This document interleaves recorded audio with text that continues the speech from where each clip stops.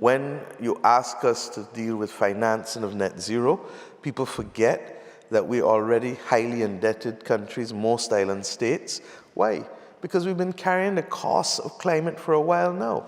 And we're carrying the cost of the G7, formerly G8 countries' industrialization on our balance sheets, and it's wrong. And nobody's making the room to ensure that we get access to grants. We can't borrow if we have no fiscal space easily, and the cost of borrowing is also prohibitive. So that what we've said, look, we need international solutions to international problems. We need an international balance sheet that takes away this debt, because when we do it, we crowd out our development and the SDGs being part of our national program. And that is our present, that's not our future. So that if we can resolve these issues in an equitable way, let's take private law. If you lived next to me and you dumped on my property, I would have a legitimate claim against you for nuisance or for tortious interference. Internationally, we have nothing to rely on other than morality. And that's why I say that the world needs global, moral, strategic leadership.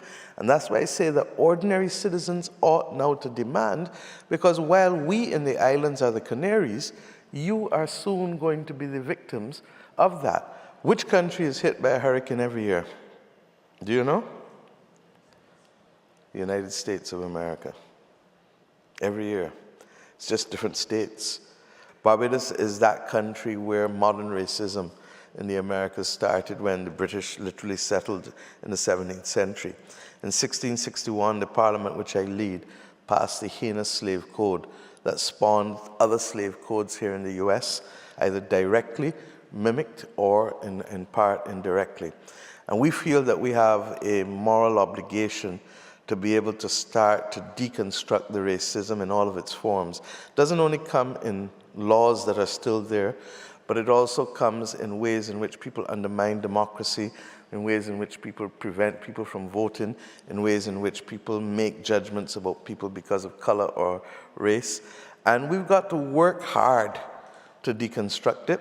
And we have to also recognize that when many countries became independent, there was no development compact or development package left for us to finance education, healthcare, or any of these issues.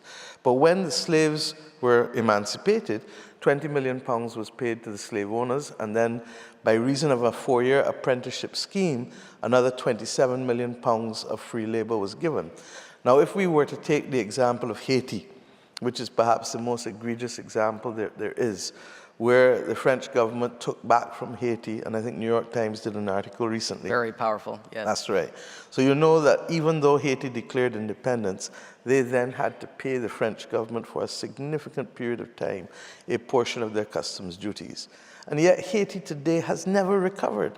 And we have to ask ourselves, can we accept that the Industrial Revolution was financed by the blood, sweat, and tears and money of developing countries, and at the same time causes the climate crisis today?